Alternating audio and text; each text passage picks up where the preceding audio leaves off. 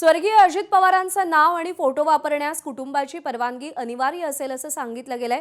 महाराष्ट्र धर्मादाय आयुक्तांनी तसे आदेश जारी केलेत। न्यास किंवा संस्था स्थापन करण्यासाठी परवानगी घ्यावी लागेल।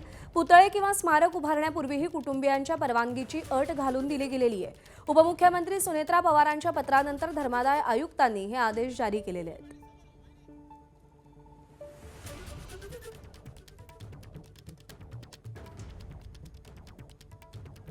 अजित पवारांचं नाव आणि फोटो वापरण्यास कुटुंबाची त्याआधी परवानगी घेणं अनिवार्य करण्यात आलेलं आहे।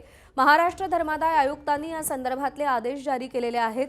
न्यास किंवा संस्था स्थापन करायची असेल तर त्यासाठी सुद्धा परवानगी घेणं बंधनकारक करण्यात आले आणि पुतळे आणि स्मारक उभारण्यापूर्वीही कुटुंबियांच्या परवानगीची अट घालून देण्यात आली आहे। उपमुख्यमंत्री सुनेत्रा पवारांच्या पत्रानंतर धर्मादाय आयुक्तांनी आदेश दिलेले आहेत। अजित पवारांचं नाव फोटो वापरायचा असेल तर त्यापूर्वी कुटुंबियांची परवानगी घेणं अनिवार्य करण्यात आलेलं आहे। महाराष्ट्राच्या धर्मादाय आयुक्तांनी या संदर्भातले आदेश जारी केलेत। एखादी न्यास किंवा संस्था स्थापन करायची असेल तरी सुद्धा परवानगी आधी घ्यावी लागेल। स्मारक आणि पुतळे उभारण्यापूर्वी ही परवानगी बंधनकारक असेल।